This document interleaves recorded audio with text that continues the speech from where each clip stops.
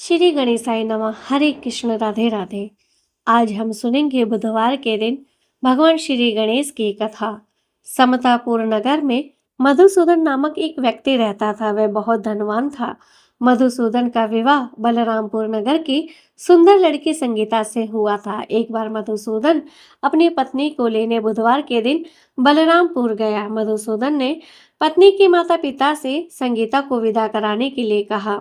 माता पिता बोले, बेटा आज बुधवार है, बुधवार को किसी भी शुभ कार्य के लिए यात्रा नहीं करते। लेकिन मधुसूदन नहीं माना। उसने ऐसी शुभ अशुभ की बातों को न मानने की बात कही। दोनों ने बैलगाड़ी से यात्रा प्रारंभ की। 2 कोस की यात्रा के बाद उसकी गाड़ी का एक पहिया टूट गया। वहां से दोनों ने पैदल ही यात्रा शुरू की। रास्ते में संगीता को प्यास लगी। मधुसूदन उसे एक पेड़ के नीचे बैठाकर जल लेने चला गया। थोड़ी देर बाद जब मधुसूदन कहीं से जल लेकर वापस आया तो वह बुरी तरह से हैरान हो उठा, क्योंकि उसकी पत्नी के पास उसकी ही शकल सूरत का एक दूसरा व्यक्ति बैठा था। संगीता भी मधुसूदन को देखकर हैरान रह गई। वह दोनों में कोई अंतर नहीं कर पाई। मधुसूदन ने उस व्यक्ति से पूछा, तुम कौन हो और मेरी पत्नी के पास क्यों बैठे हो? मधुसूदन की बात सुनकर उस व्यक्ति ने कहा, अरे भाई, यह तो मेरी पत्नी संगीता है। मैं अपनी पत्नी को ससुराल से विदा करा कर लाया हूँ। लेकिन तुम कौन हो जो मुझसे ऐसा प्रश्न कर रहे हो? मधुसूदन ने कहा, तुम जरूर कोई चोर या ठग हो। यह मेरी पत्नी संगीता है। मैं इसे पेड़ के नीचे बैठाकर जल लेने गया था। इस पर उस व्यक्ति ने कहा, अरे भाई, झूठ तो तुम बोल रहे हो। संगीता को प्यास लगने पर जल लेने तो मैं गया था। मैंने तो जल लाकर अपनी पत्नी को पिला भी दिया। अब तुम चुपचाप यहाँ से चलते बनो, नहीं तो किसी सिपाही को बुलाकर तुम्हें पकड़वा दूंगा। दोनों एक दूसरे से लड़ने लगे।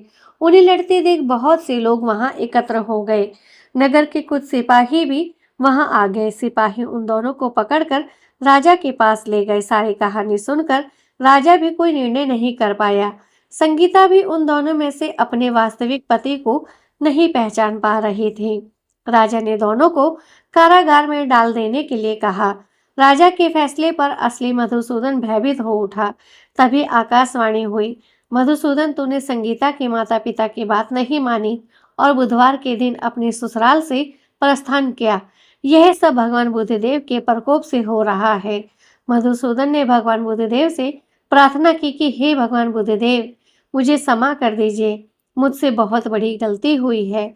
भविष्य में अब कभी भी बुधवार के दिन यात्रा नहीं करूंगा और सदैव बुधवार के दिन आपका और भगवान श्री गणेश का व्रत करूंगा।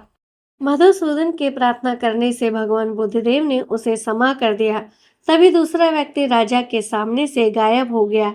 राजा और दूसरे लोग इस चमत्कार को देख हैरान हो गए।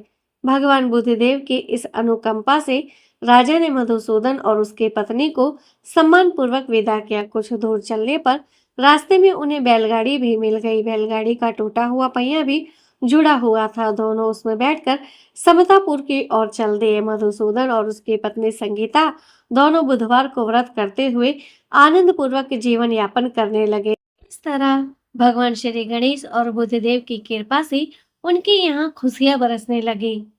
जो स्त्री पुरुष विधिवत बुधवार का व्रत करके व्रत कथा सुनते हैं, भगवान श्री गणेश और बुद्धदेव उनकी सभी कष्ट दूर करते हैं और मनोकामनाओं की पूर्ति करते हैं। तो बोलो भगवान श्री गणेश की जय, बुद्धदेव की जय।